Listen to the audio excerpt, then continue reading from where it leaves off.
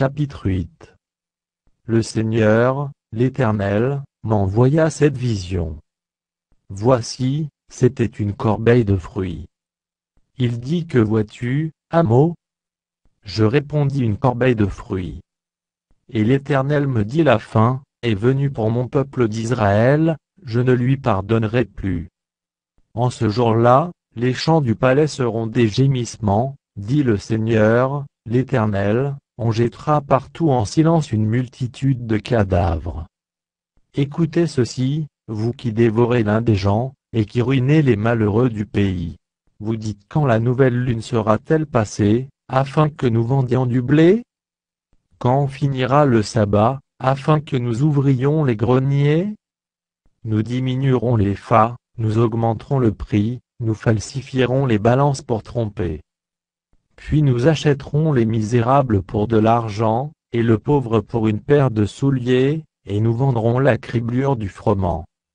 L'Éternel l'a juré par la gloire de Jacob, je n'oublierai jamais aucune de leurs œuvres.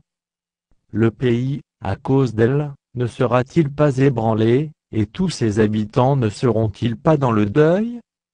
Le pays montera tout entier comme le fleuve, il se soulèvera et s'affaissera comme le fleuve d'Égypte. En ce jour-là, dit le Seigneur, l'Éternel, je ferai coucher le soleil à midi, et j'obscurcirai la terre en plein jour. Je changerai vos fêtes en deuil, et tous vos chants en lamentation, je couvrirai de sacs tous les reins, et je rendrai chauves toutes les têtes, je mettrai le pays dans le deuil comme pour un fils unique, et sa fin sera comme un jour d'amertume.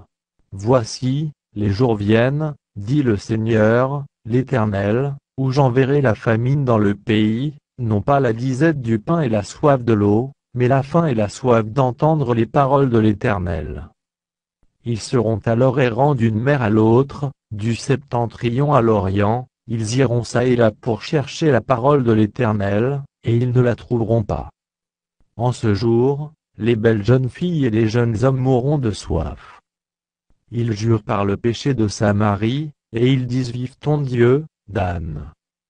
Vive la voix de Béésheba.